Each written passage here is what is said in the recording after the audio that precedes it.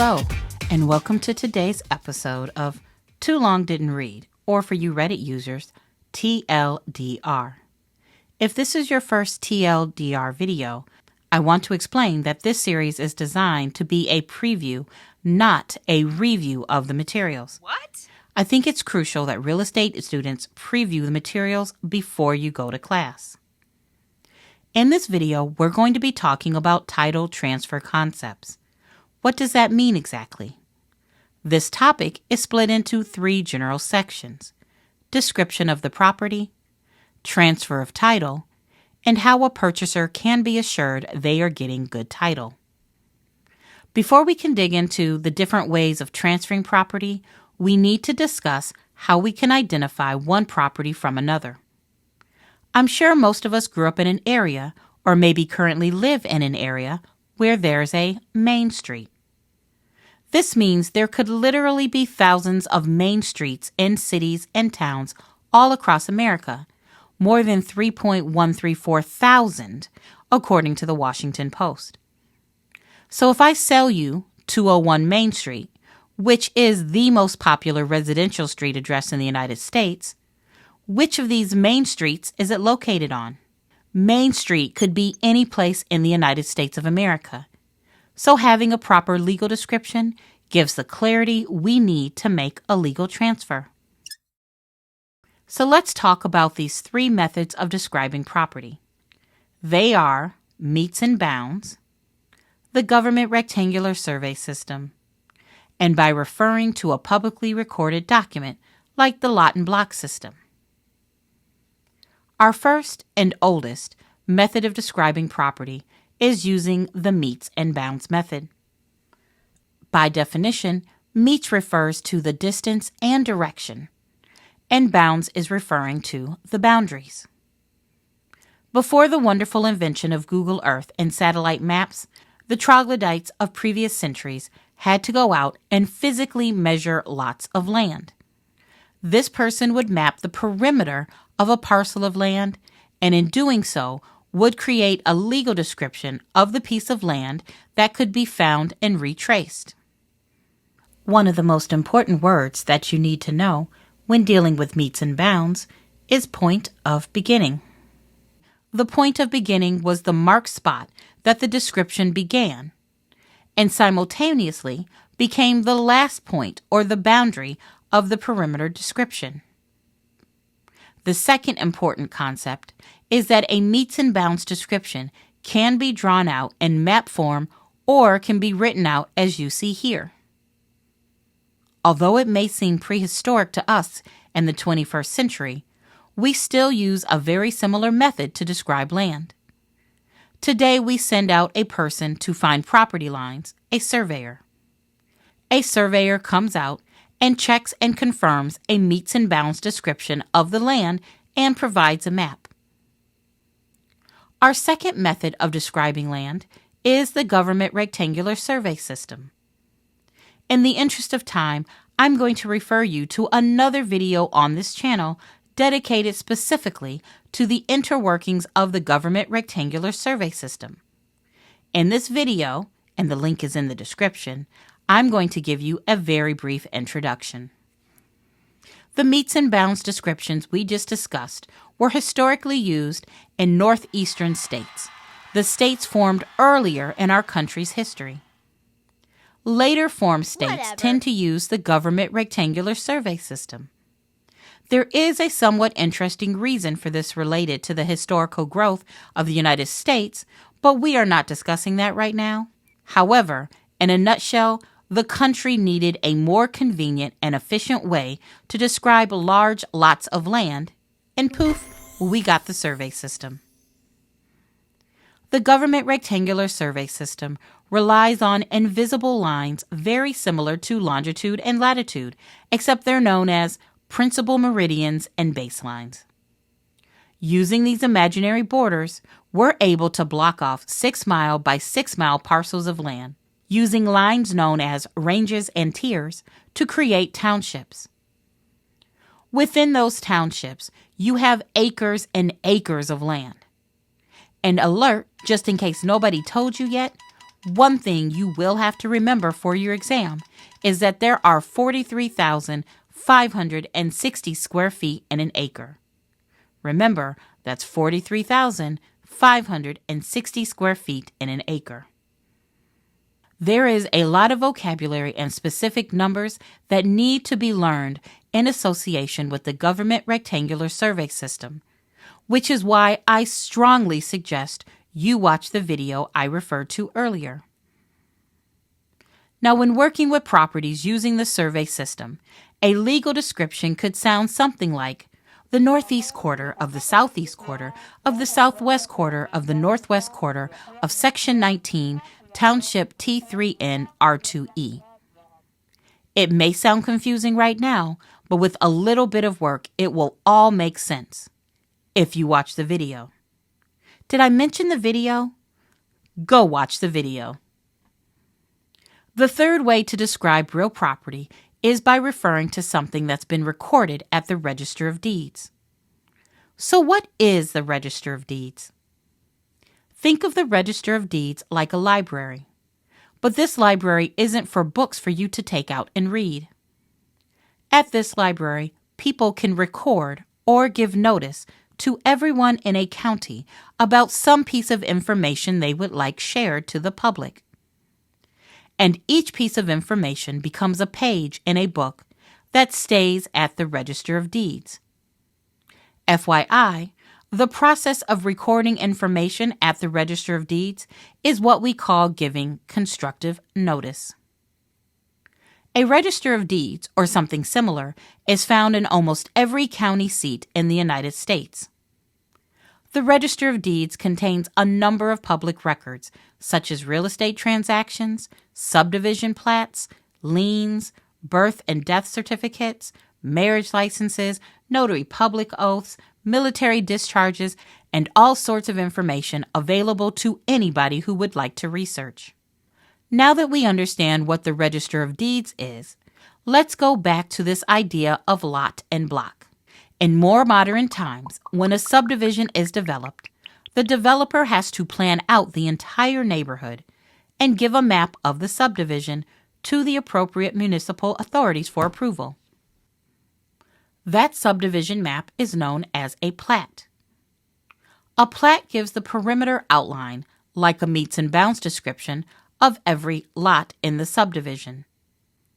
The recorded plat provides a lot number and other identifying information that can be used in legal documents. For example, a legal description may state something like Lot 23, Block 2 of Shady Hills Subdivision, as recorded in Plat Book 55, pages 9 and 11. Now that we've reviewed the three methods of describing property, let's talk about the various ways that real property can be transferred. But first, let's discuss what is actually being transferred: title. As you go through the class, the words title and deed may be used interchangeably, but please realize they are not actually the same. By definition, title is a right.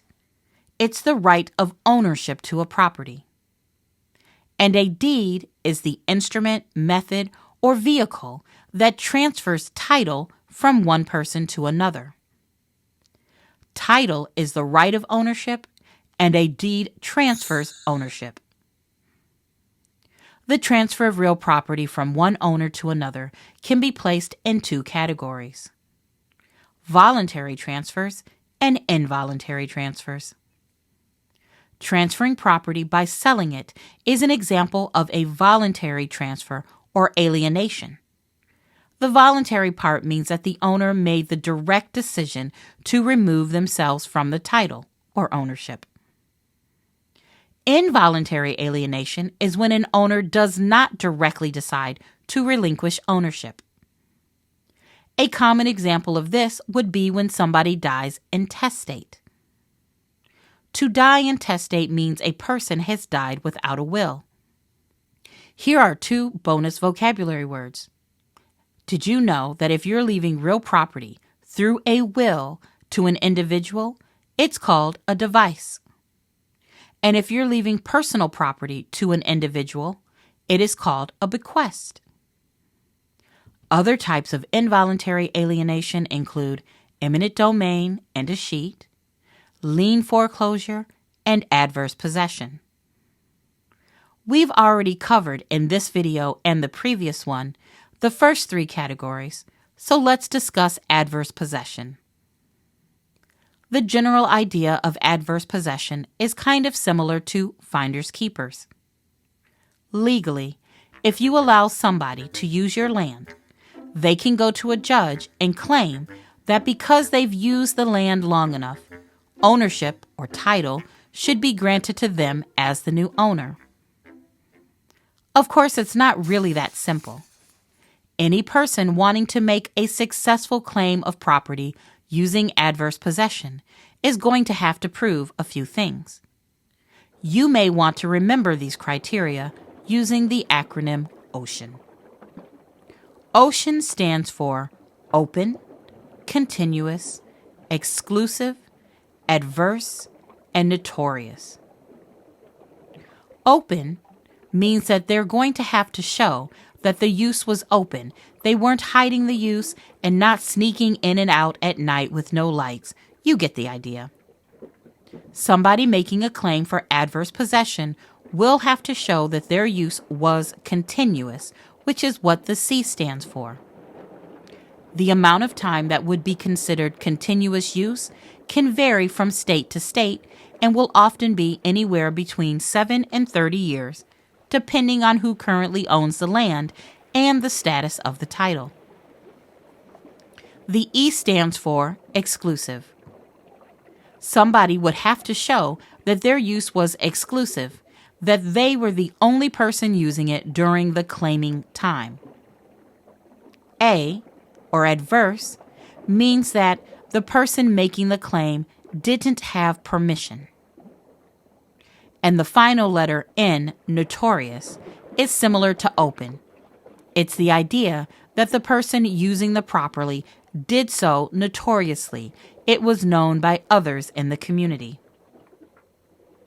Without proving all of these criteria, a judge would most likely not grant ownership to a new owner. Now, before you get too excited or upset about this, please realize this does not happen a lot in real life. Please do not go and tell all of your friends and family they can steal land from others. It's simply not true. The idea of adverse possession, which we discussed, is a part of involuntary alienation. However, most of what you will deal with in your real estate career will be voluntary alienation. This is when the current owner chooses to transfer ownership. The instrument or tool used would be a deed. There are some major types of deeds that you are most definitely going to need to know for your real estate exam: general warranty deed, special warranty deed, and quitclaim deed. The general warranty deed, also called a warranty deed, is the most common deed that you will deal with in real estate practice. In a general warranty deed, a seller is giving the new owner not only the land and its improvements, but certain protections. These protections are called covenants or warranties. Warranties involve the idea that a seller who gives or grants title using a general warranty deed is promising to the new owner that they are transferring good title. And if anything happens, regardless of when or who caused the problem, the seller will make that problem right. The second type of deed that you need to know is the special warranty deed. The biggest difference between the special warranty and the general warranty deed is that the seller is only promising to cover or warrant during their time of ownership. If the new owner finds a mistake or has a problem or issue with the title that occurred before the most recent seller, that most recent seller is not going to cover it under the special warranty deed. The third type of deed is the quitclaim deed. I always think of a quitclaim deed like a game of hot potato. The grantor of a quitclaim deed simply doesn't have any ownership or interest in the property any longer. They've basically said, I am hands off with any type of title or interest to the property. Quitclaim deeds can often be found in foreclosure sales and situations where co-owners, like divorcing couples, need to be rid of title quickly. Quitclaim deeds are also used when a mechanic's lien is being removed from a property. To recap, the three most common types of deeds are the general warranty deed, providing the most protection to a buyer, a special warranty deed, where the seller limits coverage of good title to the time in which the owner had title and makes no promises regarding the shadiness of other owners, and quitclaim deeds. It's our drop it like it's a hot potato deed. However, those are not the only types of deeds. There are other deeds such as grant deeds, bargain and sale deeds, trustee deeds, deeds of gift, guardian deeds, and these are all types of deeds that you should not only be aware of, but understand in case they're tested on the exam. As you learn more about deeds, two acronyms may become useful in remembering the essential elements of a deed versus the non-essential elements of a deed. In order for a deed to be considered valid, it must meet the criteria of the mnemonic device, I get paid with every deal. The I stands for a deed must be in writing. That is because of the statute of frauds. The G means the grantor must be competent. The P means there must be a valid property description. W means that the deed needs to have words of conveyance, the words on the document that says the property is being transferred to another party. The E means the document must be executed or signed by the grantor. And D means the deed must be delivered and accepted by the grantee. For the non-essential elements of a deed, think of the mnemonic device, a diva can shop with riches. A is for acknowledgement, which is a fancy way of saying notarization. It is not a requirement for deeds to be notarized to be legal. D is dated. In North Carolina, a deed does not have to be dated. This is because North Carolina is a pure race state, meaning that the date on the deed means little. If there are questions about who owns a property, the North Carolina Connor Act says the person who recorded their deed at the Register of Deeds gets all of the protection of the law. C is for consideration. Some types of deeds need a thing of value to be exchanged, but not all deeds. S stands for sealed. Think back to the last time you had something notarized and the notary had a special stamp. That's a seal. Deeds do not need to be sealed. W is for witnessed. You've probably heard of wills and weddings that needed to be witnessed. However, deeds do not require a witness. And finally, R for recording. Recording is not mandatory to make a deed legal. Similar to putting a date on a deed, it is usually a good idea to record a deed or any other transfer of interest in real property for your protection. All of the items we just reviewed are ideas or concepts that seem like they would be mandatory in order to make a deed valid, but in fact they are not. So far, we've discussed how to accurately describe a piece of land, and we've talked about the legal documents that transfer ownership. Our third topic is all about how a new owner can be sure they are getting good title. We know that the general warranty deed is the best deed in giving the buyers protection. But that is not the only way for a buyer to ensure and protect their quality of title. One of the best ways for a buyer to ensure they're getting good title is to purchase title insurance. But in order to truly understand how title insurance works, we need to go back in history to 1871, where a slight fire burned a portion of Chicago, known as the Great Chicago Fire. Some of you may be old enough to remember a story about a certain cow named Elsie who started the entire fire by knocking over her lamp in a barn. Historians recently have said that this probably isn't true, but we'll never know the truth. The Great Chicago Fire not only burned 3.3 square miles, it was attributed to over 300 deaths.